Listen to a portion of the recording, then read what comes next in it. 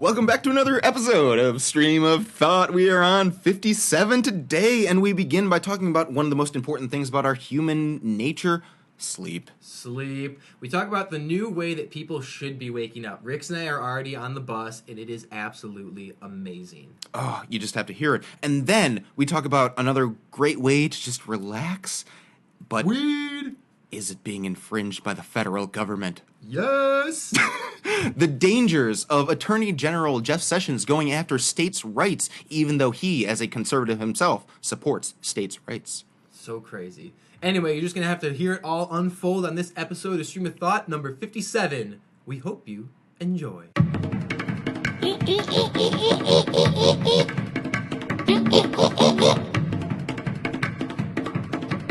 Well, I think it's because I just, get super, being super casual with it. Sometimes I'm... Woo! Hey. All right, then we get super excited. First things first. Okay. Let's avoid immediately talking about weather, which we can talk to eventually. We can talk about eventually. Totally. So I woke up this morning. I've been using the sleep app, the sleep cycle app. I was interested to hear how that's been going. I woke up this morning and I thought to myself, "Fucking A, this thing is phenomenal." Isn't it? I didn't get a text from you, so I was wondering. When I used it the very first time, I was so excited to go to bed. And then the other night, I was so excited. I am excited to go to bed to use this thing. Isn't it crazy? And it sucked because the other day it woke me up and I felt really shitty and I went back to bed because I was sick a little bit. Oh, you've been sick too. Okay. Even though I got sleep, I didn't feel like I had slept. Yeah.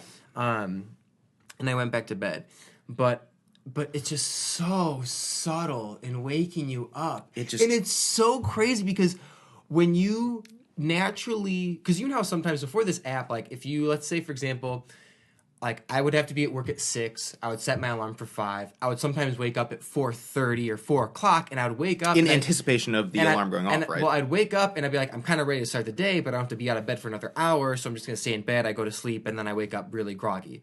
Whereas, it's almost like when you wake up, within, 5 seconds, you kind of think you hear the alarm going off, and then it goes off. And it's how does this thing know that I'm awake? It picks up the most minute movement, and it's amazing. Yeah. And it's so comforting having this alarm slowly, like an opposite lullaby, that is a great way instead to of put putting it. you down. Oh my god! Wow, that I've never heard it summed up as succinctly as yes, that. Yeah, it's like a reverse lullaby. Absolutely. Yes. And I mean, I cannot believe, because I've just started using this for the past 2 weeks now. I cannot believe that I totally neglected this app for years and years. I purchased it 3 years ago, and then used it for maybe 6 months or so, forgot about it, and then I'm like, okay, I'm going to try and, 2018 is coming up, I'm trying to make lifestyle changes. One of the things that I really want to improve is just my sleep quality. Yeah. I'm like, okay, well, let's give it a shot again. I start using it along with a Fitbit of, sleep cycles and stuff like that, and I'm like, I wake up refreshed. I'm ready to go the entire day. I have energy all day long, and I feel like it's the Stone Age versus the modern era, whereas the Stone Age is just your set alarm, right? You set your alarm for 6:30, and it's going to hit you like a hammer no matter where you are in that sleep cycle, and you could be dead asleep. You could be in deep sleep, and it'll wake you up, and you're just like, oh my god, this is the worst. Yeah. And then you get this sleep cycle, and it's like, nope, I'm going to let you sleep through that deep sleep, and it's only going to last another 15 minutes. I'm going to rise you out of that and just bring you gently back into the world of the living, and it is just... It's a game changer, dude. It's just I'm so glad to hear it. It's a game changer, it's working for sure. You. Oh my goodness. And just the difference that anywhere from, I don't know, 12 to 15 minutes to 20, I don't know, a cycle's about 30 minutes. The tiny so difference. It's got such a huge ripple effect of just, if you wake up just, anywhere from, obviously, it's a 30-minute window, but let's say 10 to 12 minutes sooner or later than you normally would, how much of a difference that would make in your energy and refreshness for the day. It is totally remarkable. And the fact that Stone Age more for people... Sure. I can't imagine the more people... using an alarm I clock cannot again. believe people are not talking about this more. No. That there is technology out there, especially in your smartphones, to be able to give you that perfect night's sleep in a sense of it will wake you up at that ideal time, which is the most important thing about sleep, is not to get woken up at the wrong time. Yeah. You know? And so, that makes me so happy to hear that. I snored. I said a thing, or I think it was last night. Oh, so it recorded your snore? You do snore, I thought to okay. myself, like, well, it's only happened, I've used it 4 times now, I think. And it's only recorded like once or twice? It's only recorded 1 time. Okay. I saw the So you're not snore really recording. It's like, I don't know about that. And I hit it, and I hear myself snore, and I was like, I didn't know I snored. Obviously, I can't hear myself snore. But no one, like, growing up with my brother, we growing up sharing the same room until I was about 17, and like when you're on vacation and you're in the same hotel room as family members and stuff, like no one's ever told me like, oh, your snoring is a problem, or I was hearing you snore. Like, yeah, I've never been told that I've snored. Yeah. Ever in my life. It was only until I started using this that I realized, oh, I guess I do. But it's only brief, right? It's only like less than 10 minutes or whatever intervals, and it's like, oh, that's so interesting. These little subtle things that you don't realize about your sleep pattern. It's like, wow, I had no idea. And to hear yourself snore too, that's kind of surreal as well, because you're like, you obviously you're asleep, so you would never hear yourself snore. But when you do the playback, it's like, oh, that is so interesting. Yeah. And to be able to see when it occurs and how long it occurs and what it sounds like, it is, man. So I'm glad. So have you been feeling energized and rejuvenated more so than? Well, I've only used it, I think now 4 times, or maybe 3 times. And the one time that I used it, I felt shitty all day because I was sick. Yes. So I really haven't acquired enough data to tell you. So it's been 3. I've used it 3 times. How many hours of sleep does it record you having? Let's see here. Average time 7 hours and 17 minutes. Oh man, you get solid sleep, dude. I mean, I have been more going than to 6 bed hours. like, That's great. Yeah. Well, I mean, I only have 3 days. It sucks because under the trends, it's like, must acquire at least 5 nights of data before this can be displayed. I'm like, oh man, I'm almost there. One more night. Yeah, a few more nights. And then you look at the graph and you're just like, what? What? Yeah, to be able to be like, it senses when you're moving. It senses those body twitches, your breathing patterns. It like recognizes all of it. And on one hand, I think about someone like my mom who's like, your phone is listening to you all the time. That's kind of creepy kind of thing. But then I think about the modern generation we're in right now. It's like, well, yeah, I mean, everything is recording us all the time. Why not utilize this to our best benefit? Well, the one night, it was, because it says in the app, like, somehow it will not pick up the movement of your partner or noise in the background.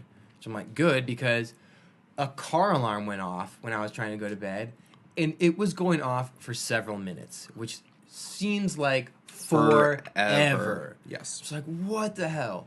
And I got up to see where this car was, and of course, when I get out of bed to look, then the person like turns the alarm off, and then I hear this dog barking. I'm like, what the hell is it? Why is this dog barking?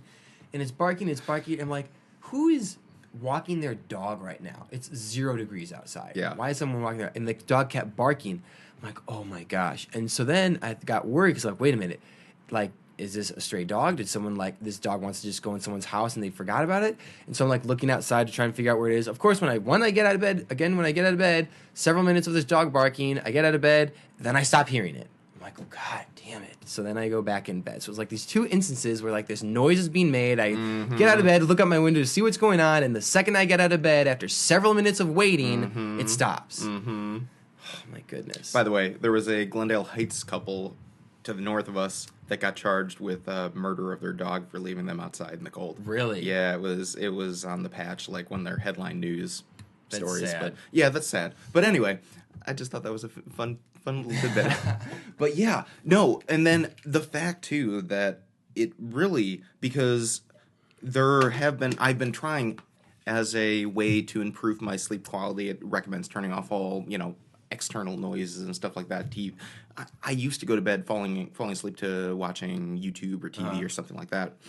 And well, it's great because I have it face, like it says, face down. I don't want to fuck it up. Exactly. It keeps me from looking at my phone when I can't sleep. Exactly. Yeah, and so I've taken to turning off my TV or stuff like that. But even if it's on, or even if I have the heater on downstairs because it's so goddamn cold, that it will ignore that noise and still be able to pick up like Yeah. snoring or stuff like that, and it recognizes it immediately and is able to record it. And I'm just like, how in the world has technology become so convenient that it's able to analyze our sleep patterns from a phone that is like a foot away from us on a desk or on a thing, and is able to pick up that and not pick up all these other noises and still be able to sense our perfect sleep pattern? I saw this video of this Japanese guy who did a few crazy things, like super innovative guy, and he invented this device that, no joke, I don't know how to describe it. It looks like a thick marker almost, but it's all white, and it's a translator that would translate Japanese to English, right? Really? So you just speak into it, and then it plays back what the person said, but it translates it word for word. Okay. It does. I don't know for how many. I think this does it now for almost every language. What? Really? Are you fucking kidding me? Yeah, Like, dude. it's just a device that you can have. You can speak English into it, I imagine, too, and then play it back in Turkish or play it back in, like... I knew that they were developing, like, prototype technology to be able to do that. I didn't know it was, like, commercially available at this point to some sort of accuracy. I saw, like, a 30-second minute on it. I don't know anything about it other than that. Yeah, the fact that they're but the fact that they're making commercials about it right now is pretty impressive, right? I don't think it was... I don't know if it was, like, a commercial per se, but... It doesn't need to be commercial, but, like, demonstrations and things like that, and it's like, man, dude, like... I mean, how close are we to that artificial intelligence gaining sentience type thing? Do you remember, too, and, I mean, it wasn't... I mean, it was still present in the 90s, like, crazy, like, tech stuff, talking into your watch, you know? Yeah.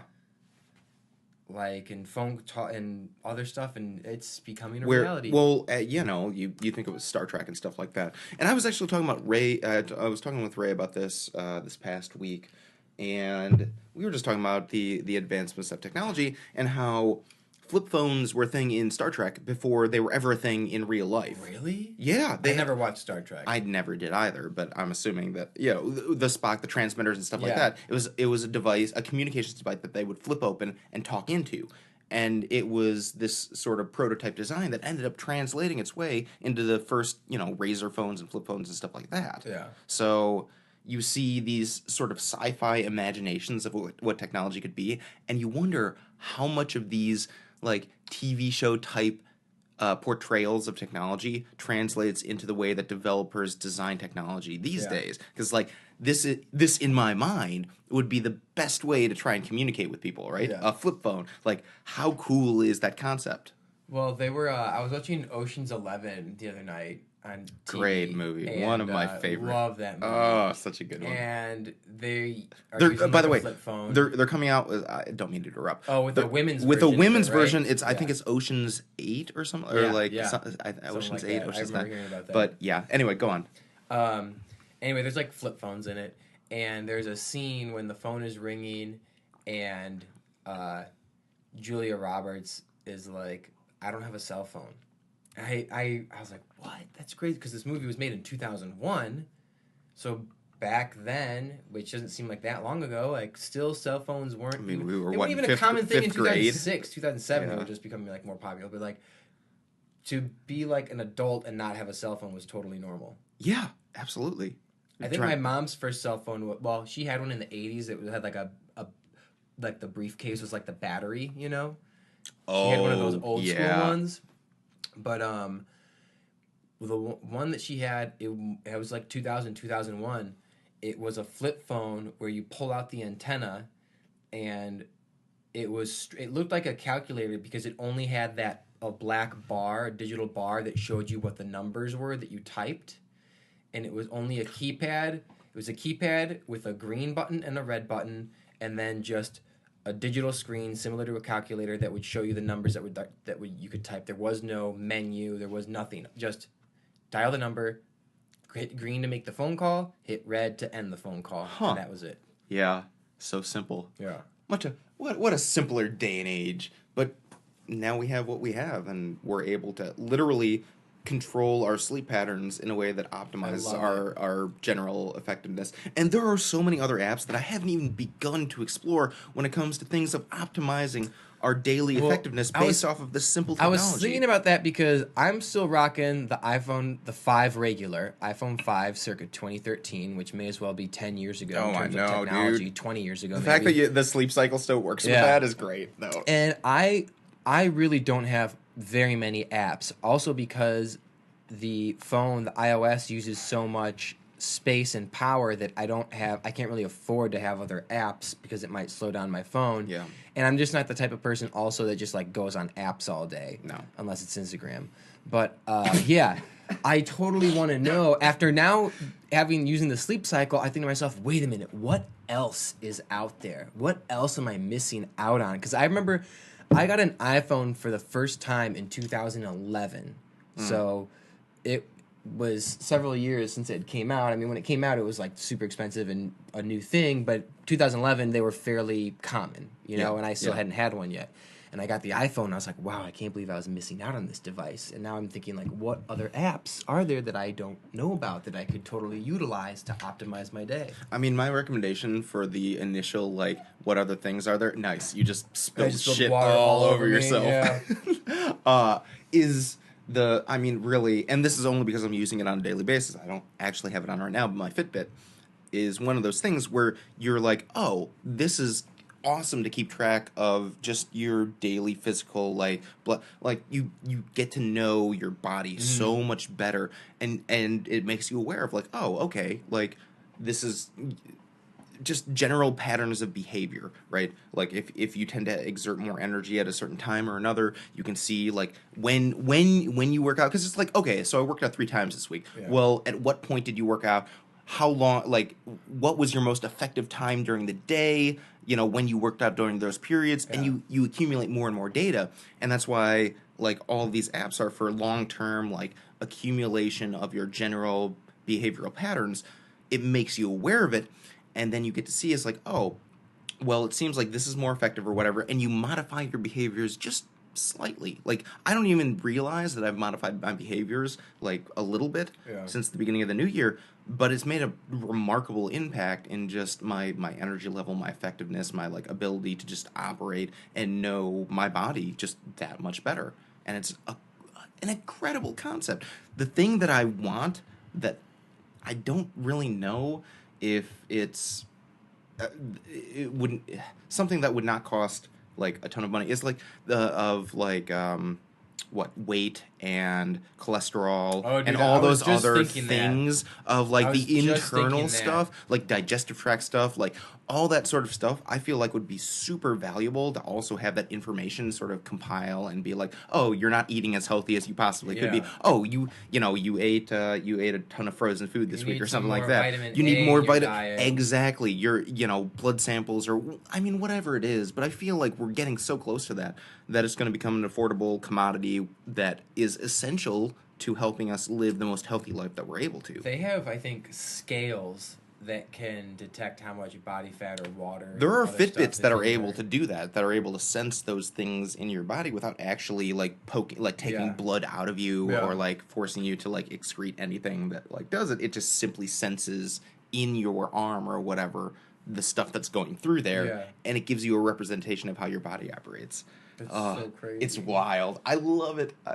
I'm so glad to hear, though. I'm so glad to hear that. It's been that, and I can't imagine. It's so enjoyable. It's only going to get better. It's only going to get better. I can't wait. I cannot wait. I gotta tell my dad about it. My dad would love it. He wakes up, I think, without an alarm. Like he just naturally wakes up. I told my mom too, because I feel like the generation above us, our parents' generation anyway, is one where they're super resistant to allowing this technology to like monitor them, because there's this fear of whatever, like giving too much information to the internets. They don't want to do that because of the fear of the individual, like privacy issues and all of that.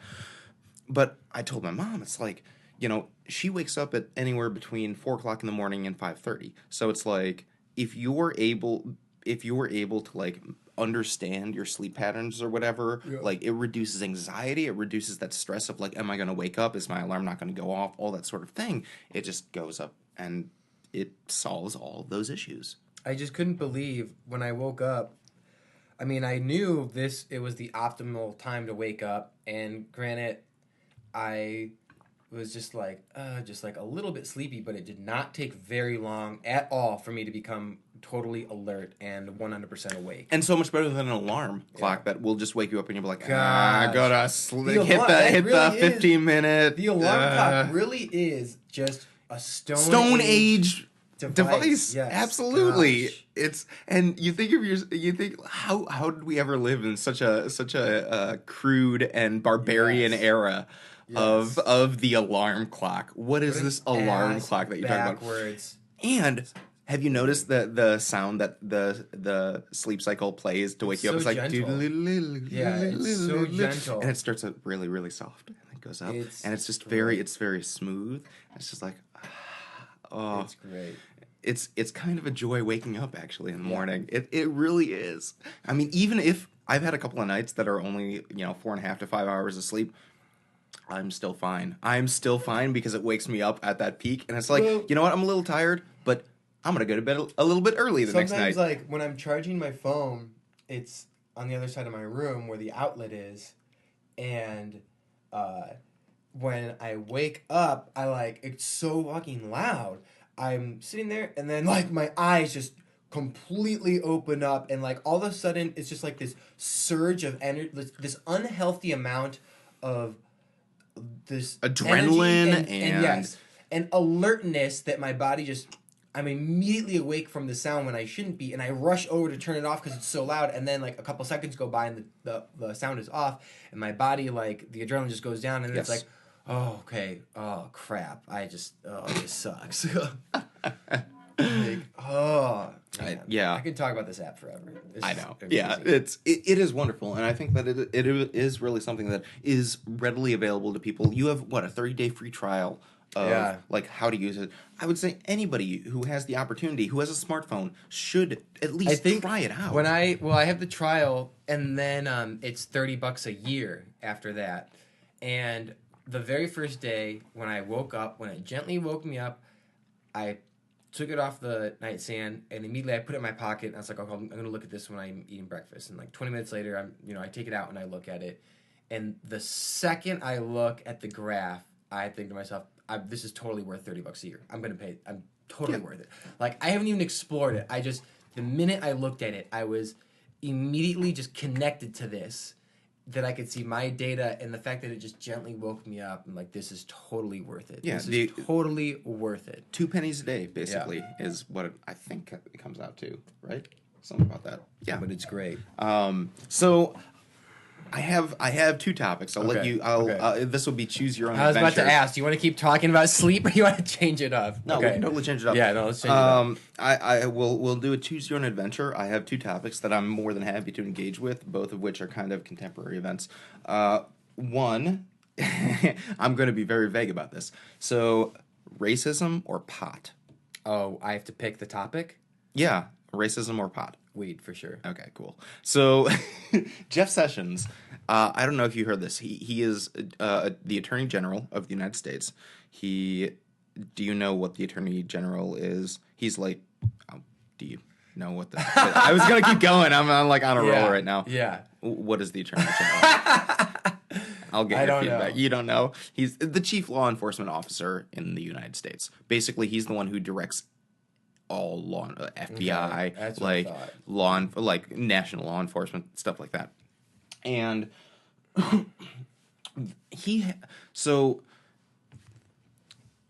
the Attorney General the one that's got the warnings on the cigarettes and no, that's the Surgeon General. Yes, okay. yeah. Not quite. The law enforcement and health are two separate departments. I couldn't remember. And so this may cause drowsiness. This may cause drowsiness. Jeff Sessions. Yeah, he's like attacking weed now, and everyone's like, "What the fuck are you doing?" Yes, and so the story is that we'll go back to the Obama era Justice Department. They decided that I think it was in his Obama second term, his Attorney General, Eric Holder, I want to say. I don't know. They were all saying pretty much like, yeah, weed is federally illegal. However, states do have rights. So at the time, this is going to be suspended. We're not going to really spend any time or money on trying to enforce this because it's not necessarily like a huge concern. But there are bigger and more important things to worry about. So the feds, yeah, right. Yeah. So the attorney general has control over the feds, and exactly that. They're two separate. Like the Justice Department tends to be separate from the political operations of the White House. Okay. So it's like two separate entities or whatever, and there's sometimes a little bit of conflict or whatever, but in America, we like to think of the Justice Department as its own separate independent entity able to function outside of the politics of the White House and Congress. They're able to deal with enforcing laws and stuff like that. And so you're right. During the Obama administration, they said, we are putting out a statement that says federal resources are not going to go towards enforcing this national ban on weed for states that have legalized it. So it's like leave the states alone kind of thing. Mm-hmm. Then Trump gets elected. He appoints Jeff Sessions as the Attorney General, and Jeff Sessions goes before Congress because all cabinet level appointees have to go through a confirmation process in the United States Senate in order to be confirmed. And so senators are able to ask questions about, like, what are your intentions when you take on this job? Like, what do you plan to do? And one of the questions that Jeff Sessions was asked when he was nominated was, what will you do about states that have legalized marijuana, and how will you deal with that in regards to the national level? And he said, well, I believe in states' rights, so states can do what they will. And they said, oh, okay, that's a typical response that people would expect. For whatever reason, he decided to renege on that promise that he had made, or the claim that he had made to the United States Senate during his confirmation, and said, actually, now we're going to reinforce the ban, and we're going to actually increase resources and increase the amount of money we spend to give federal law enforcement authority to go into states that have legalized marijuana and try and shut them down. Mm-hmm. So all of these states like Colorado, California now I think it's Alaska. This year. Alaska is recreational as well, a super red state. But so it's not so much the individual use. They're not. Jeff Sessions is not. He in theory, he would like to throw anyone who uses marijuana in jail. Like that is his sort of end game. Mm-hmm. But the way that he gets there is that right now they're attacking marijuana growers, and so his attitude is, well, actually, you know what? Because it's nationally illegal, now we're going to pour more resources into the federal authorities going into these states where they've legalized marijuana, and we're going to attack these marijuana growers to try and cripple this growing industry. Mm-hmm. And there's this sort of bewilderment because conservative ideology, the core concept of Republican ideology is one that says states should be able to dictate and govern as they will, right? States' rights is a core Republican ideology. However, in this instance, they said that doesn't matter. Like, all that matters is, it. And the odd part is that no one can quite understand what the Attorney General's passion against weed use is, but he's like, using weed is equivalent, and he said this recently in the past week, that using marijuana is equivalent to using heroin, that there's no distinction between heroin and weed. And there's this confusion among a lot of these states, including a lot of Republicans who have come out and said that they cannot, in good conscience, as conservatives, say that this is a good idea. They cannot defend this decision by the Attorney General to use resources to attack states for doing their own thing. And we see this sort of tension between, I think, the myth of misuse of marijuana and the consequences, and the reality of marijuana fundamentally is safer and there's no intoxicant that's like a good intoxicant or anything, but all data taken into consideration, marijuana is significantly safer and a better choice of recreational drug than, say, alcohol, for example. But for whatever reason, there's a stigma, there's a myth attached to the fact that weed equals heroin kind of thing. Yeah. And I don't know what your thoughts necessarily, because Illinois is coming to the point where we're probably going to legalize recreational marijuana within the next 5 years. It's going to be legal for sure. You're going to have dispensaries and stuff like that popping up there. But yeah, I don't know. I mean, because you've been to Colorado, Yeah. you've been to Cali, like That was weird. you've been to states where it's legal to walk down the street and see people smoking a It joint. was so And it's weird. like, I went into a dispensary to go buy weed.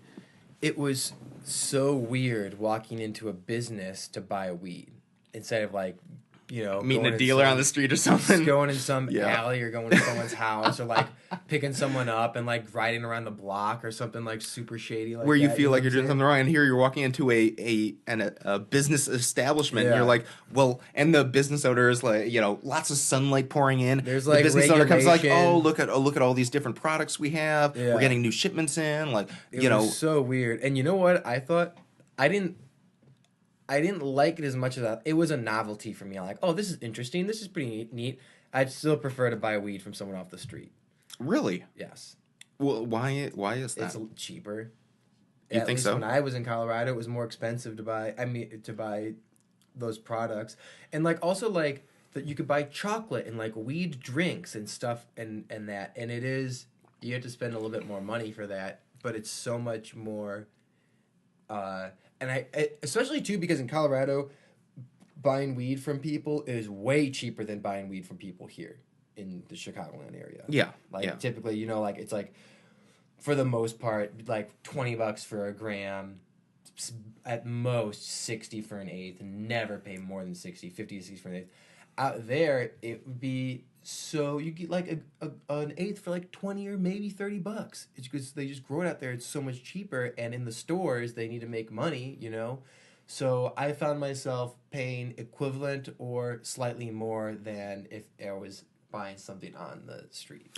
Oh wow, really?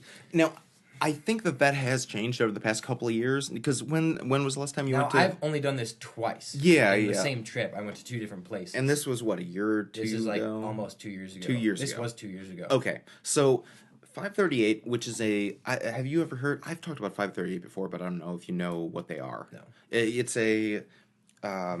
like a data-driven news organization. So they take lots of data points and put them together and make sense of them. Like they process data, basically. Okay. Does that make sense? Yes. And in this instance, they had a recent article, I think it was about a week ago, really worth checking out. But it shows the graph of the bulk cost of production and sale profits of marijuana. And it shows over the past 3 years, I can't remember what year it was that it became legal in the first state. What was the first state that legalized marijuana? Maybe Washington. Yeah, Washington, something. Colorado, something One like of that. those, And 4 years ago, maybe. so it started the accumulation of data from the time the first state legalized marijuana up until today's present, and it said that you had the retail cost versus the wholesale cost to producers to be able to purchase this, and so for an eighth, for example, it was the typical, like, it was $40 for an eighth retail and something like $8 to produce. Okay. And then over the years, you have, like, over the past 3 or 4 years, you have the graphs going down because there's more retailers have popped up all over the place. And so you have a lot of people who have lived in these states that have legalized marijuana that have decided, oh, this is a lucrative potential business opportunity. I'm going to sell my stuff and invest in a small marijuana growing facility. Mm-hmm.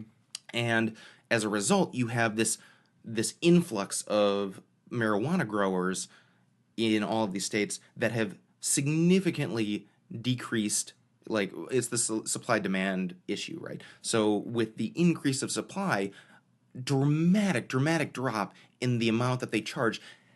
And they said on average, I think it's in Colorado, that it dropped from like $40 4 years ago down to $8 to $10 Wow. for an eighth. But the wholesale cost has only dropped from like $8 to produce 4 years ago down to like $6 to produce now. And so the margin of profit is so small that only these like large marijuana growing farms are able to make any sort of significant profit, and you have all these people like 4 years ago who were like, this would be a great investment, that are really struggling to make ends meet now because they've misjudged like these mass markets that have they can't compete with it anymore. Like now that it's legal, and it's like the beer industry or any other sort of recreational industry, that it becomes legal and there's an influx of businesses, and those that survive are the ones that have the greatest supply, like the most mass, that they're able to minimize their losses and do the wholesale thing. You think about Amazon buying Whole Foods or whatever it was, and it's just the mass. Like you can't compete with these mega corporations. And so while people thought it would be a great idea to be like, oh, marijuana is legal, like I'm gonna get into the business now, it's like, oh no, there are corporations that have seen this coming, and they were just waiting. They were just waiting to jump in there. And so it's great for the customers, because the customers only have to pay now $10 or so for an eighth, and it's like, it's insane. It's absolutely insane from the amount of costs that it used to be buying it illegally off the street, where you were saying it's like $60 for an eighth or whatever like that. It's way too now much. you go to Colorado, $10. And going backwards, because I realized I never answered your question when you talked about Jeff Sessions, and you said, what do you think about that? And then I immediately went to my experience of when I was buying weed in a dispensary. For sure, there's so many benefits to having hemp and marijuana in the economy. The people that are so like gung-ho against marijuana are one of two types of people. Either A, they're in complete denial and cannot accept the benefits, and for whatever reason they just refuse to see the truth, or B, they have an ulterior motive and they have an agenda in which the legalization or recreational use of weed and hemp among businesses would hurt them in some shape or fashion. Well, that's part of the reason why marijuana hasn't become legal sooner, is because despite all of the medical evidence to the contrary saying that it is significantly safer than like alcohol or other intoxicants or whatever, that there's been this stigma surrounding it, right? And so it was so funny because as we were writing over, I was just flipping through the news, and one of the trending pieces from Fox News, which is super opposed, they're basically saying, if you smoke pot, you're a degenerate liberal, like you are the worst person in the world. And so this opinion piece says, pot is dangerous, not funny. A doctor tells us why. And here are their reasons, without any evidence or stats. This is just them throwing out there, but this is the case that they tend to make. Breathing problems. Smoke irritates the lungs. Well, fuck. I mean, if that's the case, make cigarettes illegal. Yeah, like so cigarettes are fucking pollen. Yeah. Next bullet point. Next bullet point. Increased heart rate. Pot can raise a person's heart rate up to 3 hours after smoking, which means you're more likely for a heart attack. Oh, really? When is the last time that you heard of somebody dying of a heart attack after smoking pot? Never. No. There's no statistical evidence. This is just a doctor, quote unquote, doctor saying this. Next one. Harm to unborn babies. Women using marijuana during pregnancy have children with a lower birth weight, etc., etc. Well, fuck yeah. Like, it doesn't matter what substance you're using. If you're pregnant and if you take Advil or Aleve, like, on a daily basis, that's going to have the same sort of impact. Yeah. But they're equating that, whatever. Like, next one. Intense nausea and vomiting. Those who are long-term regular users of marijuana may develop cannabinoid hyperemesis syndrome, where they experience cycles of severe nausea, vomiting, and dehydration. No. No statistically insignificant in regards to their objections. Next one. Temporary hallucinations and paranoia. It's just a bullet point. There's no further explanation on that. Yeah. Okay, have you heard of that? Like, if it's mixed with cocaine or heroin or something crazy like that, sure. Increased temporary hallucinations and paranoia. Why not? I'd say say that. That's kind of true, but it's temporary and it's very mild. It's not like the way they're trying to. So hallucinations, though? Hallucinations, not in the sense that people would typically think. I think that's a misrepresentation of what a hallucination actually is. Yes. Other mental health and behavioral problems. Schizophrenia. and cancer. So It's like, oh my god, wow, they are literally just making shit up now and you saying. need to check out the movie Reefer Madness. I have it recorded on my DVR. This film was made in, I think it was made like in the late 30s or something weird like that. Mm-hmm. I can't recall. It's called Reefer Madness, and there's a scene, I believe, where the parents got so high they forgot their baby in the bathtub and the baby drowned. And like it's this huge, just complete mischaracterization of what and fabrication of facts, quote unquote facts. It was an alternate truth back in the day before alternate truth was a thing. You know? Yes. But now I really want to watch it because it's one of Yeah. those things where it's like, if you smoke, you will be responsible for killing your friend. Like, there's these completely arbitrary statements and misrepresentations of what it is. Yeah, absolutely. So now I definitely want to check it out and watch it because it's been on my DVR. I've been watching a lot of Twilight Zone lately, but I want to check it out now for sure. Well, and that's the other thing too is that Ray is this huge opponent of legalizing marijuana because he's like, well, you legalize marijuana, what's next? They're going to legalize heroin and cocaine. Like marijuana is so much deadlier than everything else. I said, I've had many conversations with him that I've said. If you are so opposed to the legalization of marijuana, then why aren't you for making alcohol illegal? Yeah. There are so many more deaths and tragedies that are caused by alcohol than there are by marijuana. How many deaths have resulted because of the ingestion of marijuana, right? Like smoking marijuana, 0, right? Yeah. Like the cause of like car accidents and tragedies and stuff like that, minimal compared to the amount that alcohol causes. And so you look at that in the context, it's like you're literally just going off of stereotypes and myths, like because it fits your political ideology. Yeah. And it makes no sense when you look at the context of marijuana as a significantly safer alternative to a recreational like drug, like a mind-altering substance than it is any other substance that is out there. That's true. And I'm not saying that, like, it's a good thing, right? I'm not saying that, like, you should go out and smoke marijuana or anything like that. But when it comes to the tension between alcohol consumption, marijuana consumption, conflating that with heroin and cocaine, it's like, that's just wrong. Because it's making the public less informed. It's making them more ignorant. It's making them, like, fail to understand that there is a significant difference between these different types of substances. It's like saying...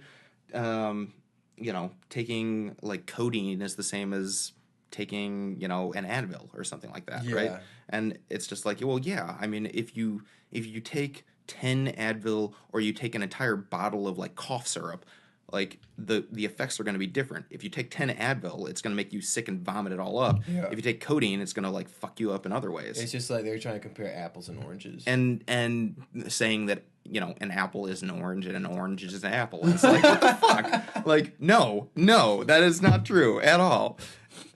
And I wonder if it's a generational thing and these people will just die out. This is what I was thinking too, because imagine all the people that were our age or younger in the 60s, right? Those people are probably like in their 70s.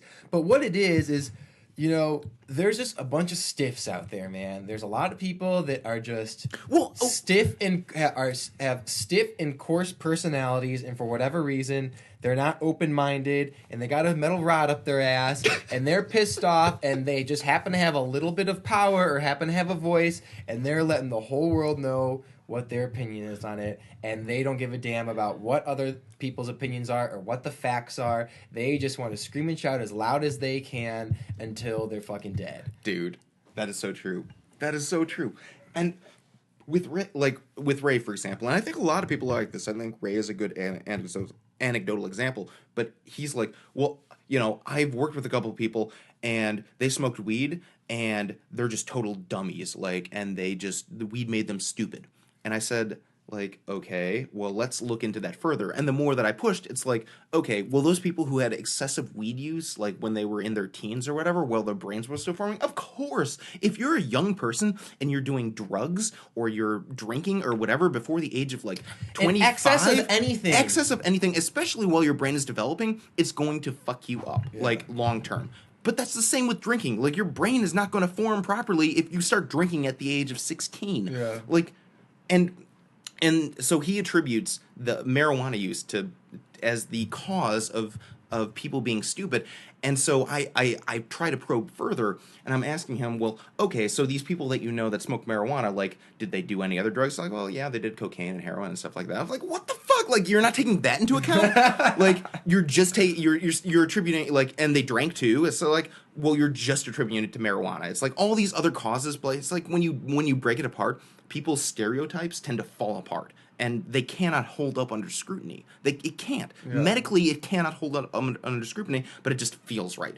Because that's the narrative that has been told for generations, like post-60s, like hippie era. This is bad. Like, this will be the death of you. Like, more than heroin, more than booze, more than cocaine, more than LSD, more than meth. Like, this will be your downfall. Yeah. And it's like, that's such bullshit. Like, there's no scientific evidence there to actually back up that claim whatsoever. And yet they persist. They persist to say, it doesn't matter what scientific evidence is out there. They're all liars. I know from my personal experience, this person smoked marijuana once, and they're all fucked up now. It's the ego protecting itself from deconstruction. That's a well way to put it, man. Yeah. Man. That's exactly what it is.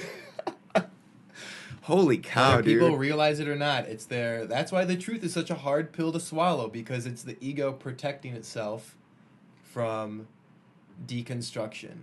But that is the challenge, though, that we end up going back to over and over and over again, is the one where, like, you pick and choose your reality. It's like the choose your own adventure, right? Yeah. Like, I gave you the options of, like, what topics we could cover, what Yeah. topic I wanted to go on Pick and tonight. choose your It's like, adventure. pick your choose your adventure. Like, well, if you don't like this, well, then I'll just go with the other, thing, and assume that that's sort of reality as we Yeah. perceive it. It doesn't matter if it's wrong. Like, if it makes me feel good, it makes me feel right and justified in my claims and beliefs, then yeah, I'm totally going to embrace that, right? And I think that's just human nature.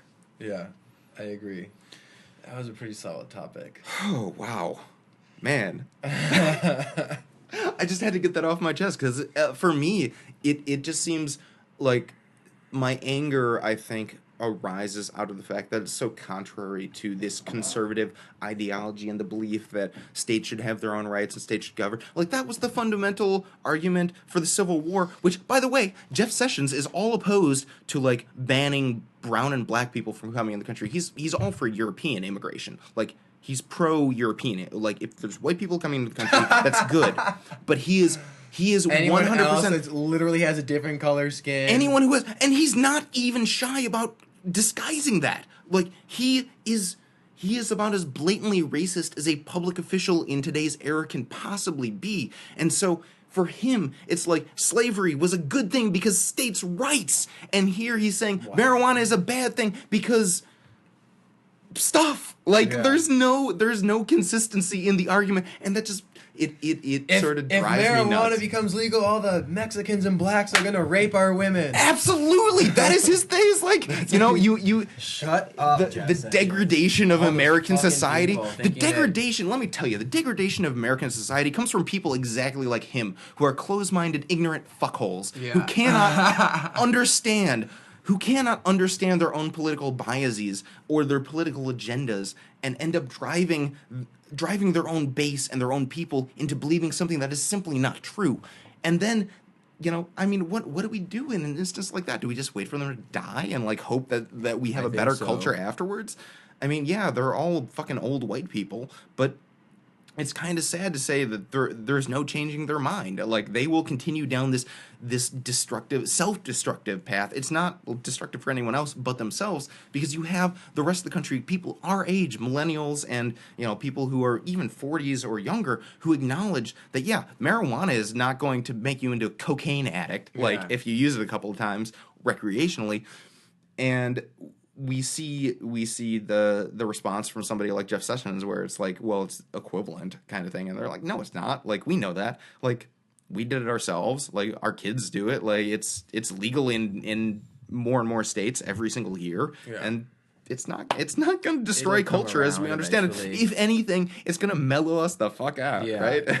It's gonna mellow us the fuck out. Which is kind of what we need. Yeah, in this I day and agree. age. Totally. I don't think there's anything wrong with being opposed to it, but I don't think you can be. I don't think you can expect anyone to take you seriously if you are vehemently against it and refuse to listen to other people's arguments as to why they are for it. Refuse to listen to science. Yeah. Like, if you're just like, well, science is lying to us. It's like, what the fuck? No, that's not. Science is not about like making your political argument for you. Science is about like The truth. using data and statistical analysis to come to the best possible conclusion, even if it runs counter to your political opposition. Yeah. Like, you have to acknowledge, like, science can prove you wrong. Like, and if you say, well, no, I'm not going to allow science to prove me wrong, well, then you've kind of just shut then down the you're a conversation. fucking idiot. And that's just the way it is, you know? Agreed. So, wow, Man. we have really burned up.